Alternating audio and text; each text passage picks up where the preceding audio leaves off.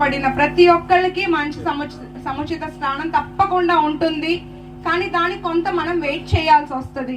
ఎందుకంటే అవకాశాలు కొన్నే ఉంటాయి, కానీ అది మనం ఆశించే వాళ్ళం ఎక్కువ ఉంటాము. ఇప్పుడు మొన్న ఎలక్షన్ లో 99 మంది నా కోసం పనిచేసిన ఒక్కళ్ళు పనిచేయపోవటం వల్ల 99 మందికి ఆ ఇది పడుతుంది. మనం అందరూ ఎన్ని ఉన్నా నా విజ్ఞప్తి ఏంటంటే, మనం ఏదన్నా ఉన్న గ్రూపులు అన్ని పక్కన పెట్టుకొని పార్టీ పరమావధిగా మనం అందరం కలిసి ముందుకెళ్ళాలి.